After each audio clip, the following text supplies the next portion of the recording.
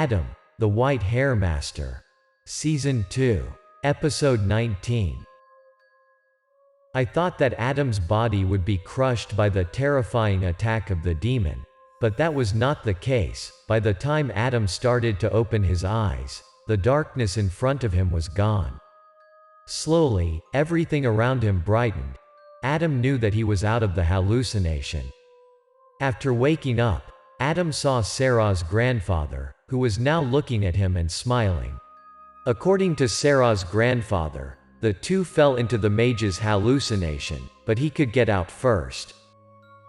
After freeing himself from the illusion, Sarah's grandfather helped Adam out of his trouble. From this point, Adam once again felt great admiration for the talent of the swordsman. Turning his head to look, Adam discovered that behind him was a mage. He was standing next to the table used to cast spells. Adam wondered why he didn't attack him and Sarah's grandfather. Upon closer inspection, Adam realized that he seemed to be injured, which was the cause. Initially, Sarah's grandfather did not directly attack the mage. His injury was because when the illusion was broken, he suffered a counter shock that injured himself. When Adam broke the illusion, causing him to be shocked again, it made him so miserable. Now the mage pointed the wooden sword in his hand towards the two and asked who they were. At the same time, he also said that they were inherently unrelated, so he asked Sarah and Adam's grandfather to let him go. Slowly approaching the mage, Sarah's grandfather reminded him of his crime against his niece. He also assured once again that he would not forgive him for what he had done, not only with his granddaughter, but he also wanted justice for the innocent people harmed at his hands. Realizing that he was no match for Sarah's grandfather, the mage turned and ran.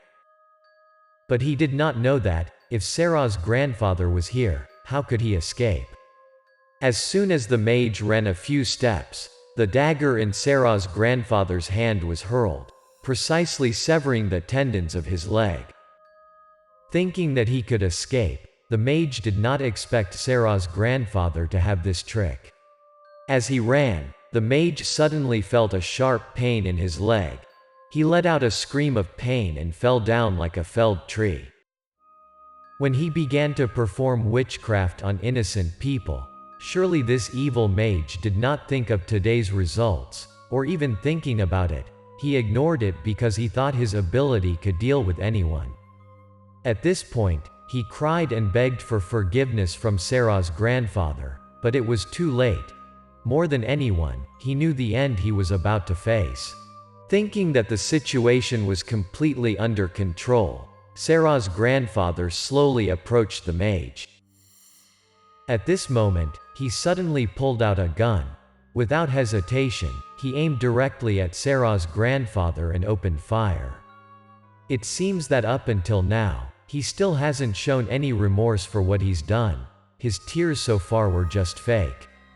From the beginning until now, Adam has been keeping an eye on the mage's every move. He didn't believe in the mage's tears from the start. As soon as he saw the mage put his hand on his body, Adam knew something was wrong. He jumped to push Sarah's grandfather aside, barely dodging the mage's shot. Just dodging the mage's shot, Sarah's grandfather immediately took action. The remaining dagger in his hand was immediately released. The speed is so fast that ordinary people can only see a flash of steel if they see it. The knife in Sarah's grandfather's hand flew with great precision. The tendon of the mage's hand was instantly severed.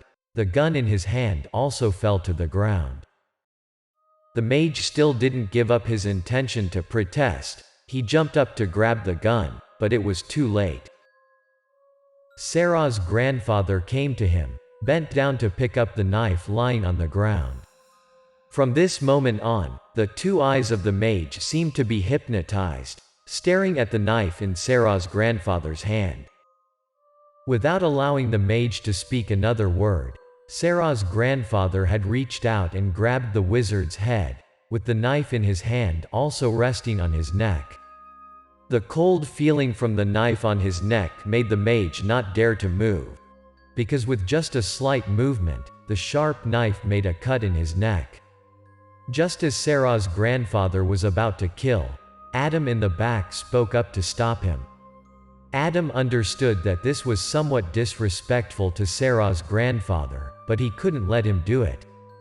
This era is much different than before. Murder in any form is illegal and will be punished by law.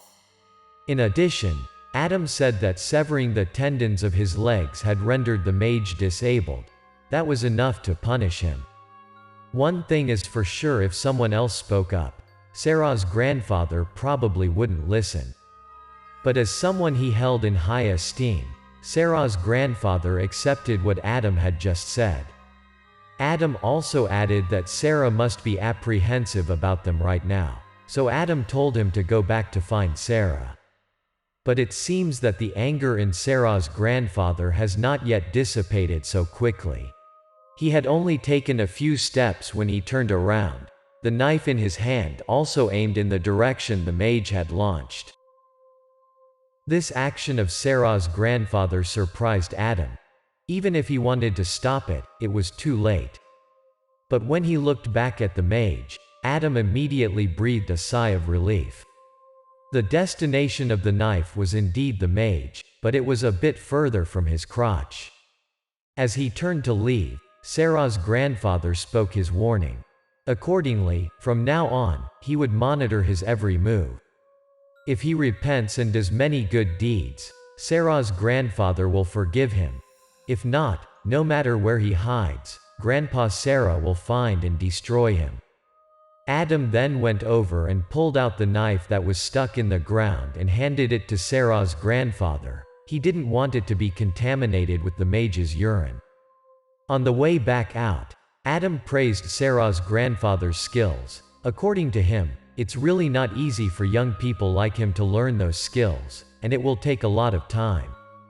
Hearing what Adam just said, Sarah's grandfather didn't take it as flattery. He just laughed and told Adam that once he had been through hundreds of battles, people will accumulate combat experience on their own. It's nothing to be proud of. Sarah's grandfather also added that if Adam kept on striving, one day followers like Adam will be even more successful than old men like him. Everything here seems to have been resolved satisfactorily.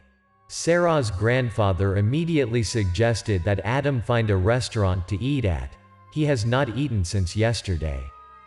But Adam stopped where he killed the zombie cats. He told Sarah's grandfather to go out first. He wanted to stay and bury these poor cats. Feeling very satisfied with this work of Adam, Sarah's grandfather had no further comments. While waiting for Adam to bury the cats, Sarah's grandfather's phone suddenly rang. The caller was Sarah. From the time the two entered the building until now, she was distraught and called to inquire about the situation. Just as Adam was about to finish his job, the sound of a police car suddenly echoed in the distance. Knowing that soon this place will be full of police, it will be highly troublesome not to leave immediately. So Sarah's grandfather urged Adam to quickly finish the burial. Adam himself didn't want any more trouble with the police, so he quickly finished his job. Then the two jumped outside the fence. Sarah opened the car door waiting for two of them. Sarah drove the car out of the old building just as the police arrived. Just a little more, and the three of them would have difficulty explaining their presence in this place. To avoid more unwanted trouble, Sarah stepped on the gas to let the car go as fast as possible before the police could notice their presence. At Sarah's grandfather's request, Sarah takes everyone back to the city and finds a restaurant to dine in. After the last war, the distance between Sarah's grandfather and Adam was considerably shortened. It was more meaningful than 1,000 words. During the meal, Sarah's grandfather repeatedly raised his glass to invite Adam to drink with him. Adam was pleased before Sarah's grandfather's cordial treatment. He politely raised his glass to toast with Sarah's grandfather. After drinking a few more glasses of wine, Sarah's grandfather began to praise Adam's ability. Then he made a very unexpected proposal. According to Sarah's grandfather, Adam would still go a long way on the path of magic. That's why he wanted to accept Adam as his brother, both to show his affection and also a way for him to help Adam develop his capacity. Hearing what her grandfather had to say, Sarah couldn't help but spit out the glass of wine she had just drunk. Feeling a bit impolite, Sarah immediately apologized to her grandfather.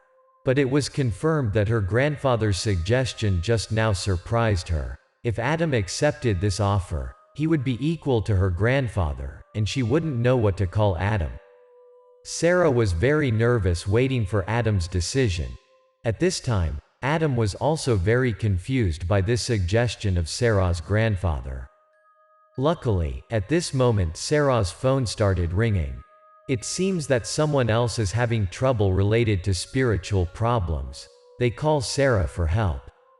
Sarah immediately booked an appointment with them the following day.